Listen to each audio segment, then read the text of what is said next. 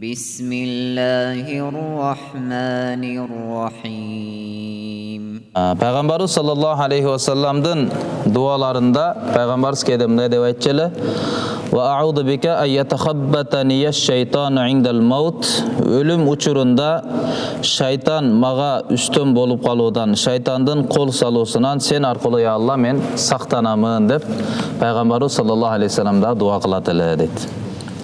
Демек шайтан шайтандын биздин душманыбыздын өлүм учурда дагы болгон мээнети үзүлбөйт экен. Адам дүйнөгө келерликтен мурун баштап, ата энебизге мээнет, биз дүйнөгө келдик, бизге баштап мээнет, ана ушинтип өлүм учурга чейин мээнет кылат экен да. Өлүм учурда балким жашоосундагы кылган мээнеттин эң күчтүү мээнетинин эң көп бөлүгүн ошо өлүп жаткан учурда, жан чыгып жаткан учурда шайтан алейхиллана кылат да. Себеби мисалы жашадык, жашоодо аракетин кылдык, эми акыры дүйнөдөн өтүп баратабыз, мына эми акыркы мүмкүнчүлүк да. Ошон үчүн болгон шайтандар келип ошол учурда аракет кылат да. Мага Аулияндагы окуясы айтылып жүрөт го. Бир китептен окуган элек, ал жерде атыны жазган эмес эле. Бирок кээ бир адамдар Абдыкадир Жилани рахматуллахи окуясы деп айтышат. Өлүм учурда жатканда аябай суусайт. Суу ичкиси келет. Анан суусап мындай караса, бир күмүштөн болгон идиште суу тартууланат.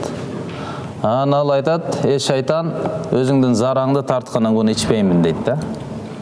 Десе анан үн угулат: "Сен эмнеге мени шайтан деп атасың? Мен сени жоктон жараткан зат Аллах Тааламын.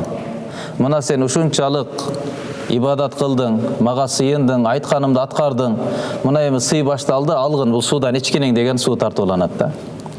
Десе айтат: "Жок, сен шайтансың" дейт. Себеби менин пайгамбарым Мухаммад алейхиссалату вассалам шариатты баяндаганда күмүш жана алтын идиштерди идиш катары иштетүүдөн пайгамбарыбыз тыйган. Макру тахрими кылып, арам кылып кеткен. А мен дагы эле жаным чыга элек, мен өлө элекмин. Дагы эле мен сыноо майданында турамын. Арам идиште сунуштап аткандан кийин сен шайтансың, мен сенин зараңды ичпеймин" дейт да. Десе кайра үн болот: "Сен ойлонуп сүйлөгүн. Ошол пайгамбарды жөнөтүп, пайгамбар аркылуу ушул идишти арам кылган зат Алла мен боламын. Бүгүн сага рухсат берип атам, азыр сага рухсат иче бергин" деген кайра сөз болот да. Эми бая сакратул маут, өлүм ачуулугунда, өлүм астындагы кыйынчылыкта жаткан адам, аябай суусап аткан адам, бирок дагы эле ошондой мээнет күрөш болуп атат да. Анан ошондон кийин аятты окуйт. Шилтеме берип, ишара катары аятты окуйт. "Алйум акмалту лакум динакум ва атмамту алейкум ни'мати ва радиту лакумул ислама дина." Бүгүн мен силердин пайдаңар үчүн диниңерди толук кылып бердим. Жана дин толуктоо аркылуу өзүмдүн жакшылыктарымды да толуктадым. Жана дин катары исламды гана силерге ра көрдүм деген аятты окуйт да.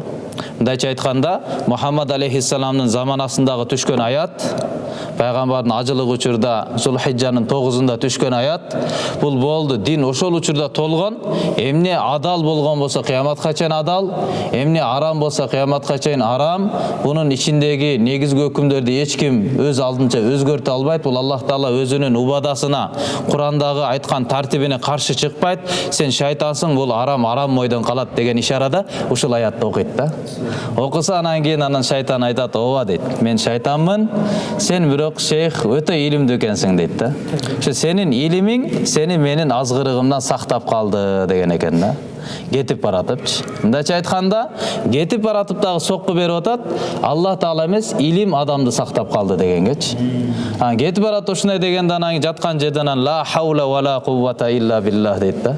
Жок дейт, жакшы, ла хаула ан маасиятин илля би исматилlah ва ла куввата ала таатин илля би маунатилlah.